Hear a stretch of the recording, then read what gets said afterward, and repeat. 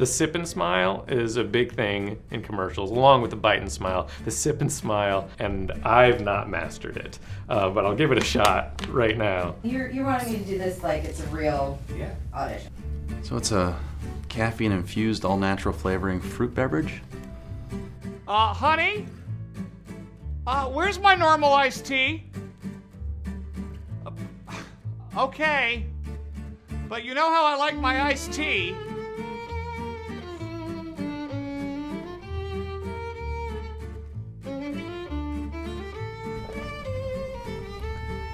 It's kind of good.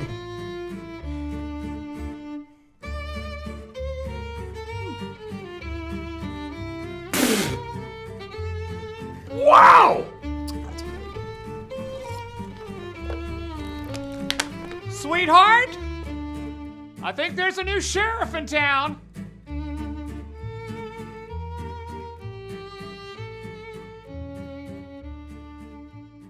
Brace yourself for Cheer-Margeddon.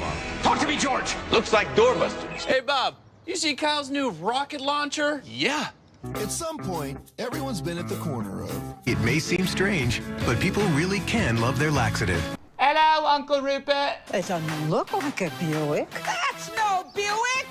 Let's put it to the test. Yep. Right. I can feel it, huh? Corner. I don't know what makes anyone good at commercial acting, because I'm gonna level with you. I don't think I'm that good at commercial acting. Like, I'm literally surprised every time I book one. I can only speak for myself, but I know the reason I mostly book jobs is because I have a freakishly genuine joy in my eyes.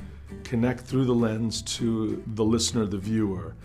The ability to do that is what makes good commercial acting. I mean, there's people who, you know, they become the next big thing in a couple days and then they fade away, and there's some people who work at it for 20 years and then finally get a break. There's something kind of cool about just a steady stream of work, and commercials definitely help you with that. Wendy's, the role is farmer, rancher, not the stereotypical labor owner, upper level, but work clothes, dirty, having worked all day. All right, farmer, okay. How's that? Well, you know, I want to be on a series, I want to do big films, I want to, you know, huge national commercials. Those were my expectations. I have these giant dreams, and I am special, and all that. But then you come to LA and you realize, like, even to get an audition for a pilot like Friends is a dozen years off. Are you a LeBlanc? Oh, I'm a Schwimmer. For me, making it is the longevity of working. Making it means that the people in the business know who I am and like me and want to work with me. Now, I think contrary to what might be popular belief, I don't think making it has anything to do with fame. Don't expect to make a killing in this town, just try and make a living. Like, I want to win an Oscar. That's my expectation. Nothing more. Just be at a place where I only had to act and could afford not to do anything but act. You can go, you know what? I do not have to be at Red Lobster tonight for my 6 to 11 shift. I think when you're an actor, you're either the guy who's on television that people are like, oh my God, you're on the Magic TV box. Or you're some sort of Dickensian peasant character who is begging for just like one morsel of food, sir. My favorite part about auditioning, does anyone like auditioning? I don't think I like auditioning. The acting I do for free, but the waiting will cost you. No matter how successful you get, you're always auditioning. The most depressing thing is that your kids get older in the commercials. A couple of years ago, I went into some call and I'm like, I think I'm the only person here under 70. That can't be right. My least favorite part of auditioning is putting 3 changes of clothes in my car and driving around this town all day. You get to these auditions, you get to the casting house, and you're not allowed to park in the lots. No actors allowed, and there's many times, and we may see it here, I think they have one here, no actors allowed in the lot. I'm probably going to change on the street, but I am going to wait for these kids to go by, and then I'm going to change. My goals and expectations were to be the next Eddie Murphy. How they've changed, he became a star at 19, I'm 44, so now I want to be the Eddie Murphy at 45. I just got an audition, well, I should be real. I got it a few hours ago, but it's for same day today, and it's this is really good because it's super close by, and that pretty much determines my mood. People who aren't in this business always say to me, "My God, you're always going on a job interview." Absolutely get nervous for auditions. It'll be like a regional Texas gas company, and then you look at your hand and you're like, why am I shaking? If I really want the job, I'm really nervous because I make the stakes too high. So I'll burp a little bit and like that calms me down too. You need to learn how to care less about caring. That means the idea of an audition is to get the job. But wanting the job is what gets in the way. Don't be desperate. That was the best advice I ever got. Never be desperate for anything. The best advice I ever got was don't take it personally. It has nothing to do with you. And then the second best advice I had... Follow that advice? Of course not. There was a period in my life when I got very cynical. What is this 20-year-old judging me? What the fuck? So sometimes you'll go through 30 or 40 auditions and you're just fucking tanking and you can't realize. And that rejection takes a toll on you mentally after a while. When you're in 7th grade and you like a girl and you go up to her and tell her, hey, I like you, she either tells you yes or no, and then you kind of know the answer. In Hollywood, you audition for things and then you don't hear yes or no. It just disappears into the ether of the universe. So it's like you asking that girl, do you like me? And her telling you nothing, just staring at you for 6 months until you see her kissing another boy. I usually do say a quick prayer because I just like to. It doesn't need to be like, long. I'll just literally just take a breath. I'll thank God that I get to do what I actually like to do. And I will just ask him that I can be present and enjoy myself and stay connected to him. And then I usually go in. Whew! All right. I remember going into this woman's office. She was doing a crossword puzzle on her paper. She did not look up. She did not know my name. She said, go.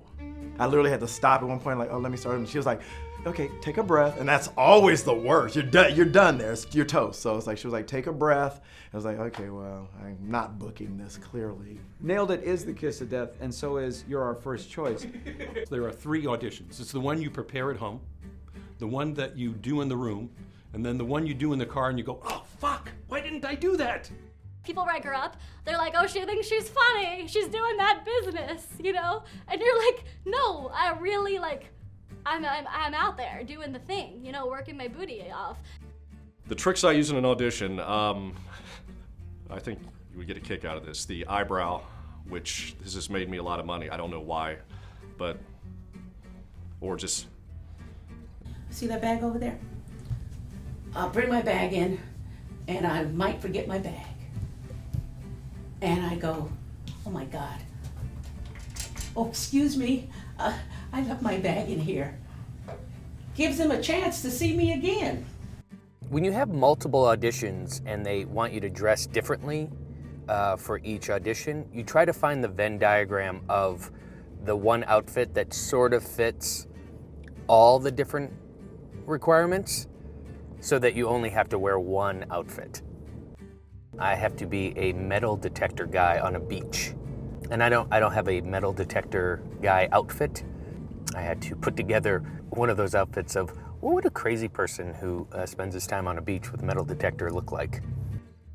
I care about doing my stuff, going in there, doing the best I can do. I walk up with my head up high, like chest up, like, that was good, and I've done my job. As you learn the game and you learn your craft and you figure out what they want, you try to give them what they want. Sometimes they don't know what they want. You got to tell them. I'm not in charge of what I book. I just book, the things that come to me. What happens if you don't book the things that come to you?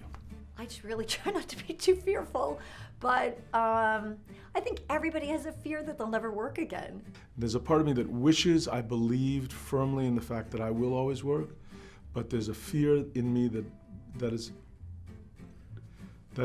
afraid that I won't. Especially after you get a job. It's like, well, that's it. That could be it. And then you don't get a phone call for a long time, and then you're like, that's it. It's over. instead of being the funny 30 or 40-year-old, someday I'm gonna be the funny 60-year-old, and the parts are gonna dry up, and that'll be that, and then I guess I'll be a greeter at Walmart. There's a little part of me that doesn't feel that I've made it yet, because I'm not on a show, you know? Like if I look back and I go, you know, I worked, I did a lot of stuff, and I met a lot of people, but there's no, you need something to hang your hat on. I have a lot of friends who have been in it as long as I have, who have never made a living at it, and they get so bitter about it, you know, and I ask them, would you do it again? They're like, absolutely not, this is brutal. Listen, it takes a toll on you mentally. You're an independent contractor, you never know where your next check is coming from, but still to this day, there's no bigger high I get than booking a job or rocking an audition. To me, persistence was, oh, it's a given, of course, persistence. But then, decades later, you realize, oh, no. There's persistence, and then there's persistence. Ugh. How'd it go? I think it might have been the greatest audition I've ever given. If I had to do it all over again, I would go into acting. I love working as an actor. It's just fun. I haven't had to have a straight job in 30 years. I can't imagine my life any other way. I love it. I really have had a great time. I get to call myself a professional actor, so I would still do it. It's not going to be the exact path that you thought, but it's going to be even better, and you don't have to worry as much. It's going to be unbelievable. It was good. It's good enough for something else to happen. So, but I wouldn't be like, yeah! The highlight is the booking. That's like the pinnacle. It would be great if your whole career could just be phone calls saying you got the job and then you didn't have to go anywhere. There's an old joke, you know, how you make an actor unhappy? You give him a job. Filming it, oh my God, filming. Oh my God, just shoot me in the face.